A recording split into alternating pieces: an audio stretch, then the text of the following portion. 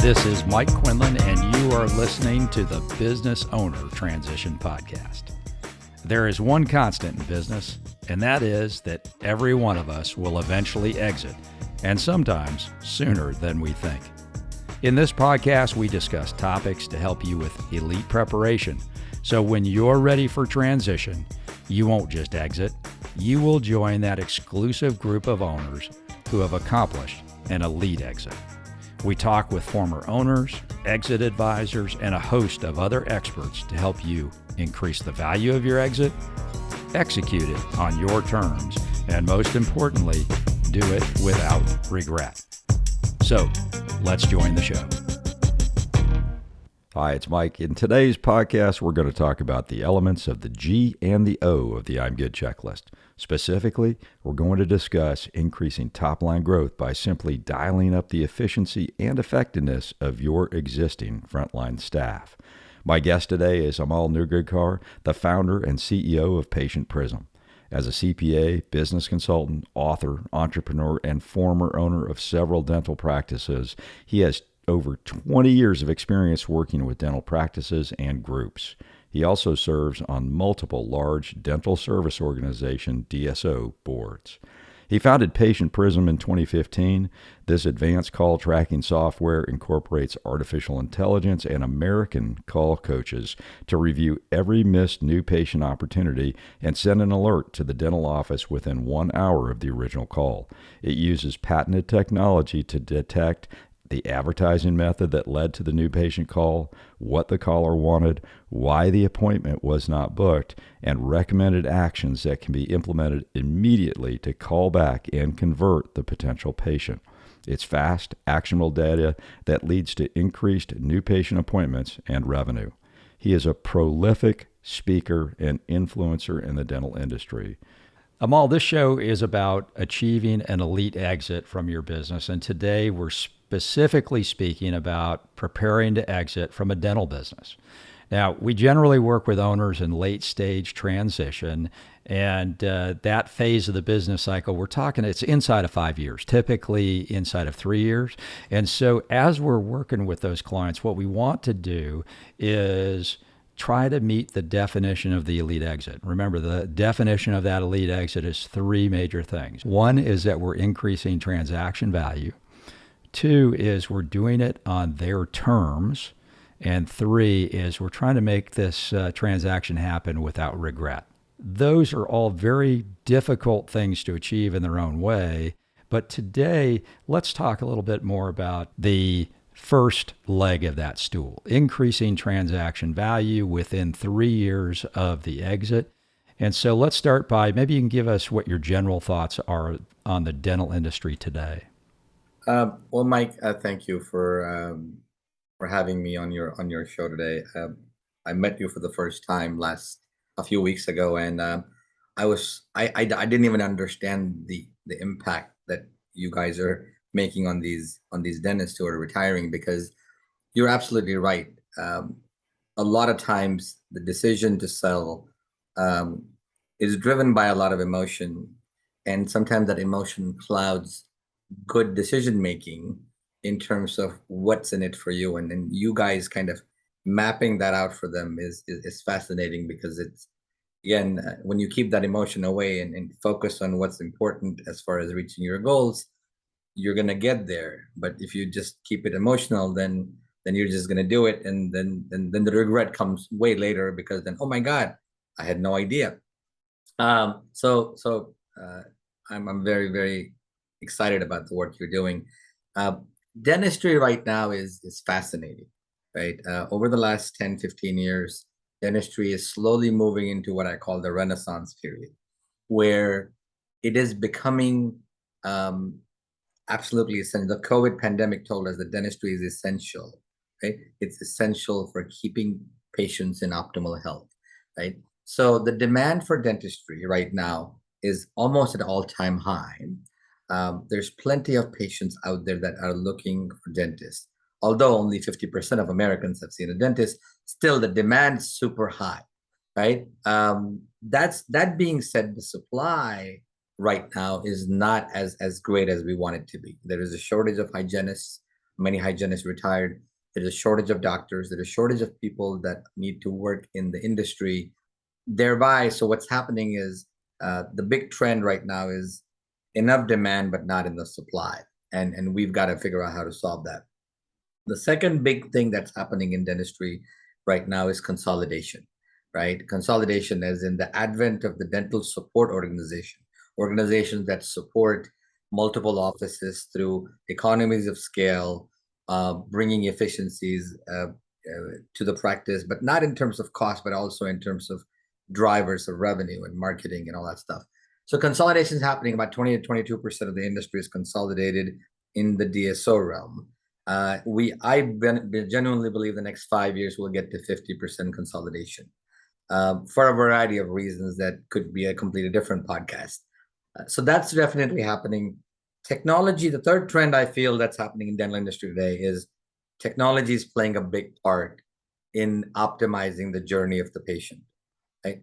Technology is being used to measure things that couldn't be measured in the past, like things from a marketing standpoint, from case acceptance standpoint, from technology driving decision making. That's one thing. Technology also in the office is like 3D printing and laser dentistry. So technology is becoming a big part of dentistry, and the dentists who are embracing it correctly, not just for the sake of are doing really well, not just for the sake of buying it, but actually operationalizing it and using it to elevate the patient experience, give them better access to care, faster care, and also understand metrics that are going to help them improve their business. Technology is becoming a big part of it. And I think the last trend, the four trends I talked about: demand versus supply, consolidation, technology. But here's the evolution of how patients are coming to dental offices, new patients. And we've moved to a B2C model, right? We are B2C is in business to consumer. The dentistry is evolving into this direct to consumer experience where more dollars are being spent today in driving the new patient into the funnel. We call it the marketing funnel. Yep. By spending money on advertising and various techniques. We always do outreach, but outreach now using digital concepts: Google AdWords, Facebook, Instagram, TikTok, believe it or not. These are the techniques that are being used right now by dental practices to reach the patients, reach the new Gen Z patients. Where are you going to reach them? You're not going to reach them by postcards. You're going to reach them where they are showing up at. You know? So if it's an Instagram ad, if it's in the Facebook apps, so social media, all that. So those four trends, I think, are really driving dentistry forward at a very healthy pace. I think about CAGRs are about 6%. We think the industry will be about a $200 billion industry in the next 5 years, from maybe 120 billion right now, and that's a big growth rate. Well, that's a great overview, and I do remember, and still occasionally do get the postcard from my dentist. Well, as you talk with the leaders of these major DSOs, you interview these billion-dollar leaders, and you are on some of those boards. What are you hearing from them as they're looking to partner with successful businesses in the future? Well, a lot of them, I will tell you, contrary to what sometimes the perception is, that, oh my God, these are corporate dentists that all they care about is spreadsheets and EBITDAs and everything else. Almost all the leaders I've talked to in the DSO space actually want to improve access to care. Right? They want to improve access to care. They want to be able to give more gift of dentistry to more patients. They want to They want to improve efficiencies in these offices and let doctors be doctors. Let doctors be doing what they love, what they went to school for, which is giving patients the best clinical dentistry possible.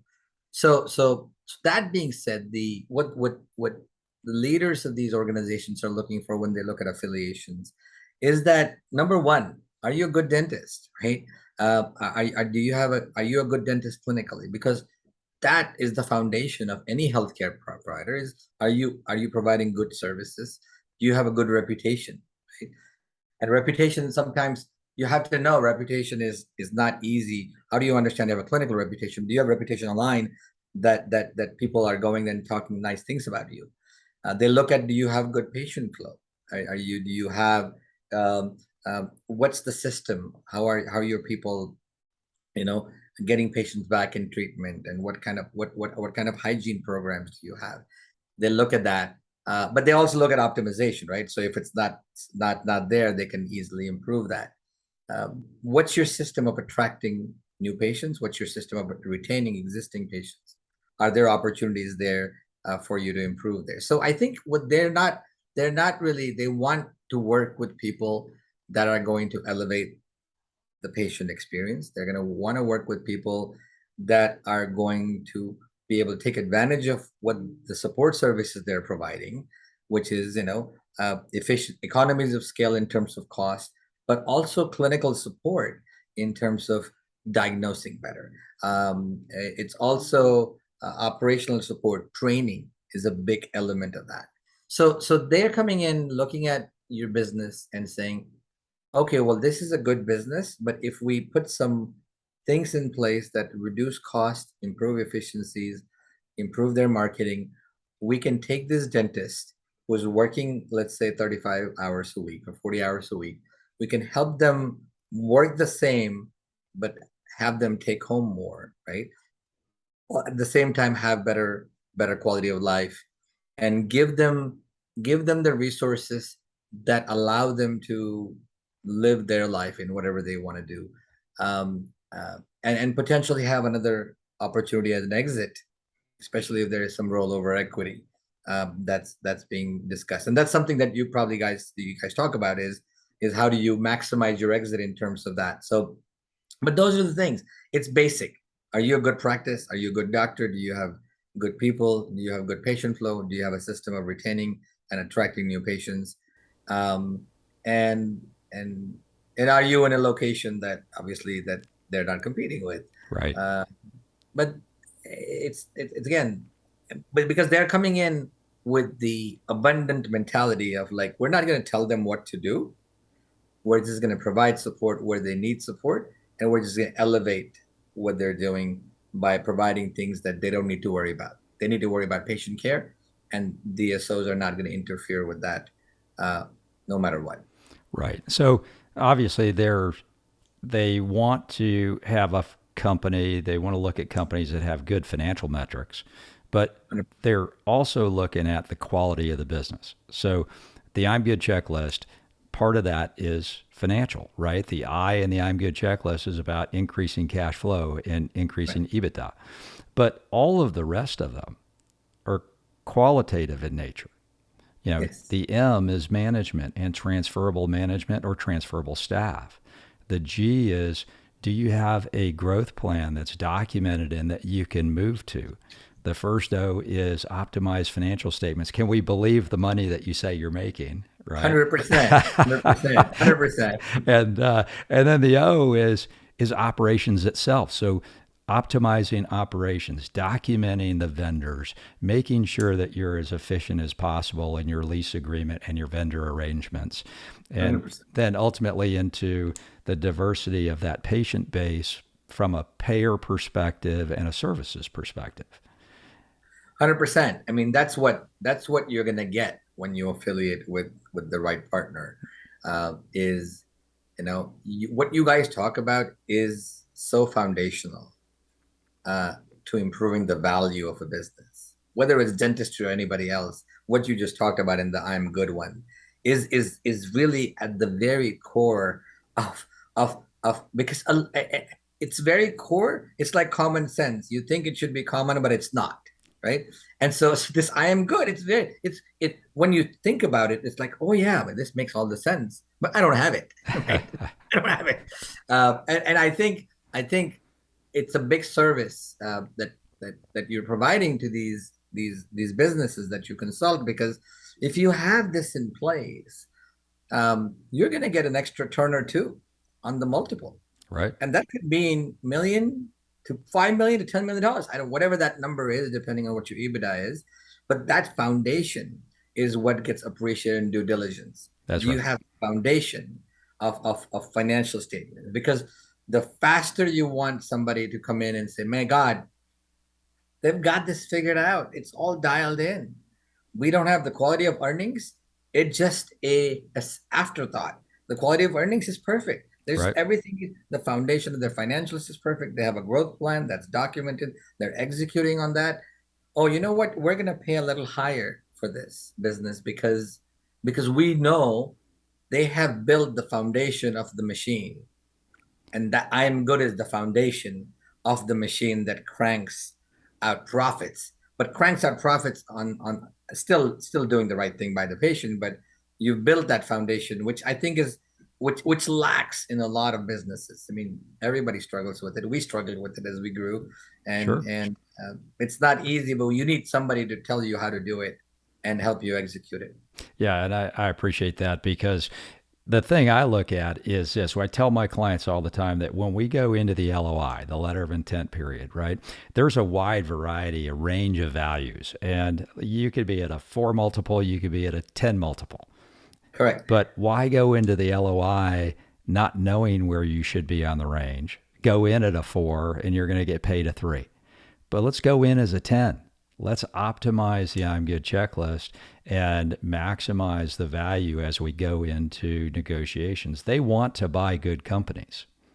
Yes. All of us, right? I mean, and the I.M.G.O.O.D checklist, I think, allows you to reverse engineer your multiple. Like, okay, well, I want to get there at 8. Well, you're not there at 8 yet because you don't have the foundational elements in place. You can aspirationally want anything you want. I want to win the lottery. Well, wonderful. I'm not going to win it, right? I'm just not going to win it. Wonderful. Mega Millions. Somebody won $1 billion the other day, which is crazy for me.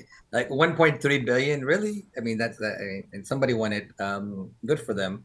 But I think it's just what you're doing is you're doing the planning and getting them.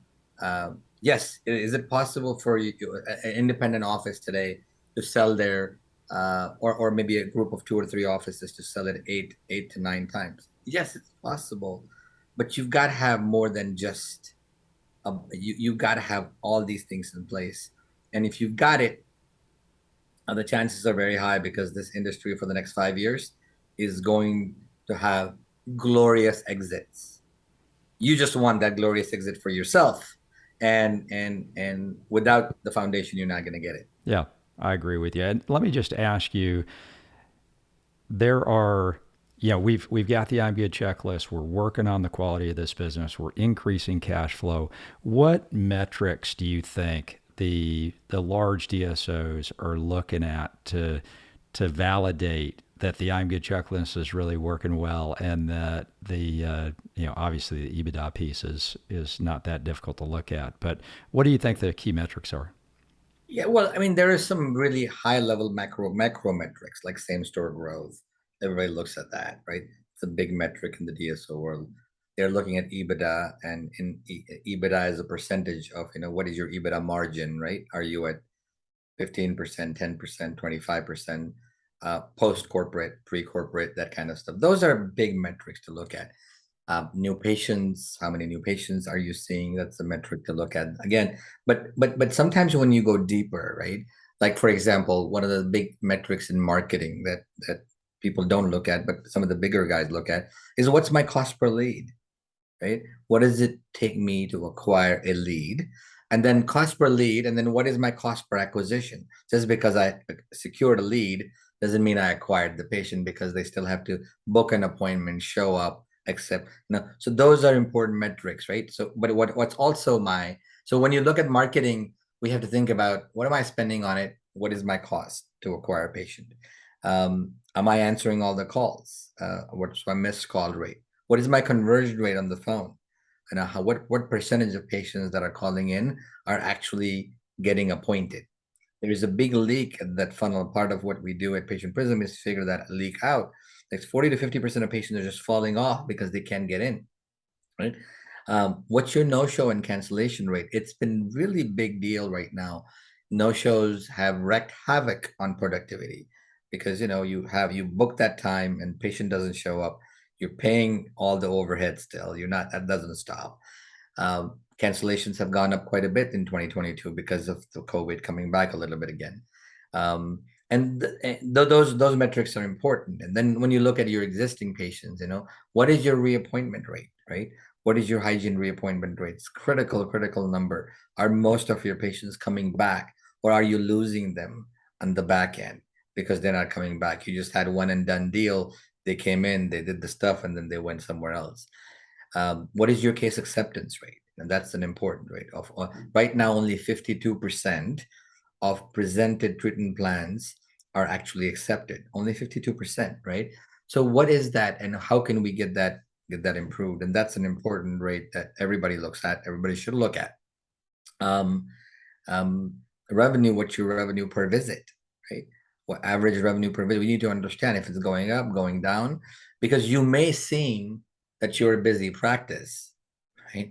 You may seem that you're a busy practice, but you don't know that the type of patients and what your service mix is.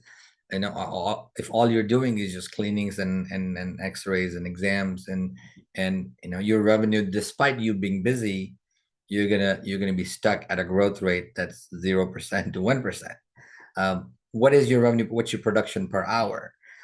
Those are some of the metrics, right? You got to go, in my view, in one of somebody that I work with, Dee Fisher, and I know you know her well. She talks about the concept of micrometrics, right?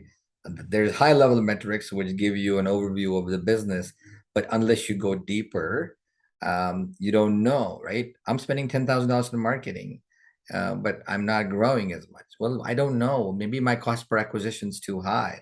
And the reason why my cost per acquisition is too high, because my website's not optimized to drive the right type of leads into the funnel. Those are the micrometrics you have to understand, because just throwing money at a problem doesn't really fix anything. You've got to understand what's driving the stuff. A lot of dental practices, especially 5 years before retirement, they are stuck in this anemic rut for the past 5 years where they're just not growing. It's just like no matter what they do, they're coasting and they're fine because they have income, which is reasonable to support their current lifestyle. But it's not going to be, once they sell it, it's not going to be enough to support the exit's not going to be support their lifestyle after they retire. So I think measuring the right things really allows you. And the question is great because, I mean, we could talk about KPIs and metrics all day, but the only thing that I want your audience to take away from is that don't just measure the big things at the top. My hygiene production. Okay, well, my hygiene production should be 30%. It's only 15%. Well, that's a great number, but you go deep down into per provider, per hygiene provider, what's really happening, right? And figure out what those metrics are. One of the big metrics I like is how much treatment is your hygienist sending into the restorative side on the dentist chair. That metric a lot of people don't calculate, but because you have a patient that needs 2 crowns and that's worth $2,400. The patient keeps coming back every 6 months and they get their cleaning done, but they're not, and you make $75 from that. Okay, that's great. You're busy, but the goal is, number one, is to get the patient into better health because it prevents them from an implant in the future if you don't get a crown done. So getting that patient into the doctor's chair by facilitating better communication, that's a metric. If you don't measure it, then all you're doing is just being busy. That's right. And Yeah. you're not growing. You're not growing. Yeah. So those micrometrics matter.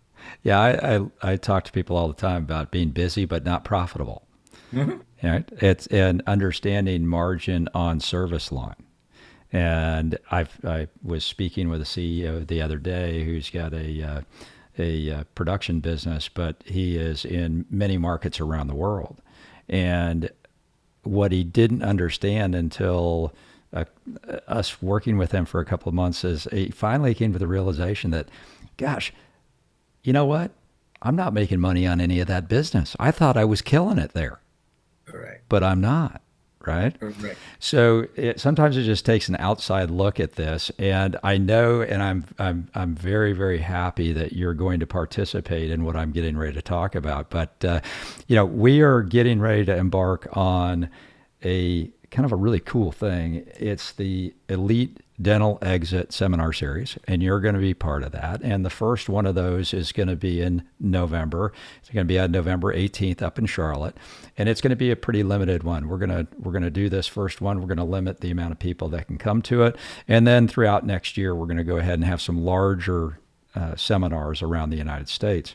But the Elite Dental Exit Seminar is going to be a place where we're going to talk about all of the things that you just mentioned, in addition to the foundational things that you have to do to be ready to put exit your business, right? What the legal stuff is. What does the accounting stuff look like and have to be?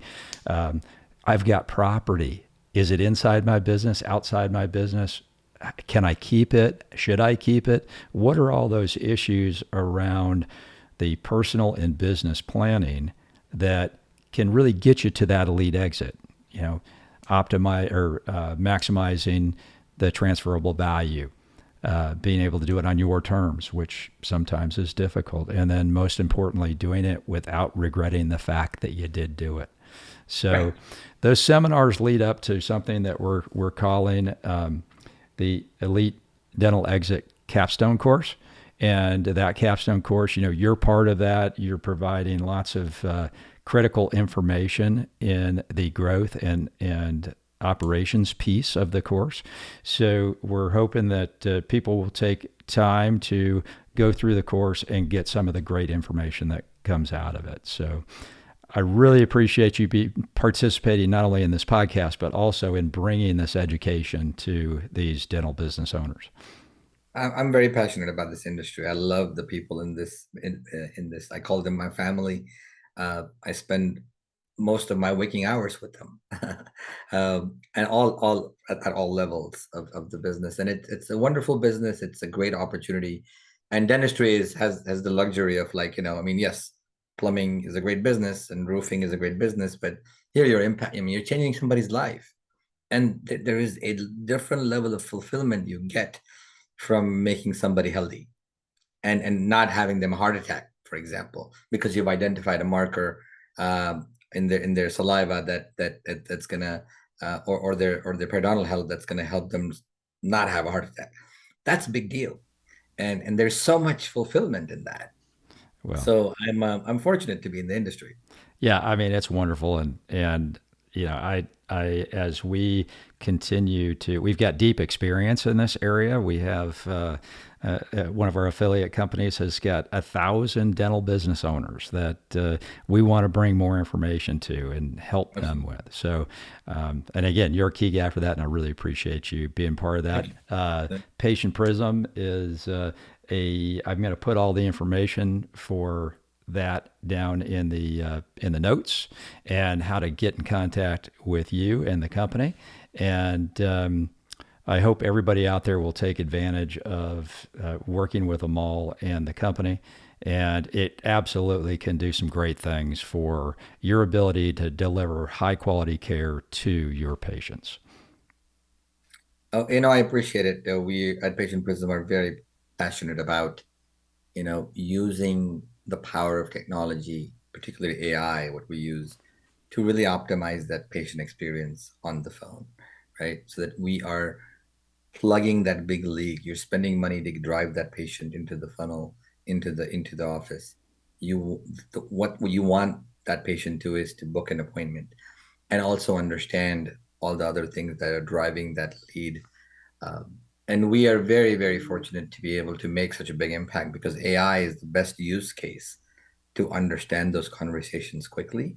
So you can, if you don't end up doing the right thing the first time, you have a second opportunity to make that first impression. So it's powerful what AI and technology is doing in this industry. And we are lucky and fortunate to be part of this movement that uses technology and AI to elevate that patient experience and to bring them to optimal health. And that's what it's all about. Really, it's about changing people's lives. And we're very, very, very fortunate to be part of that. Well, Amol, listen, I really appreciate you being on the show today. I look forward to every time I get a chance to talk to you. I look forward to it. And I look forward to seeing you again soon. And then also in November when we do the first seminar. Yes, sir. I appreciate it. Thank you so much. Outstanding. Thank you, sir.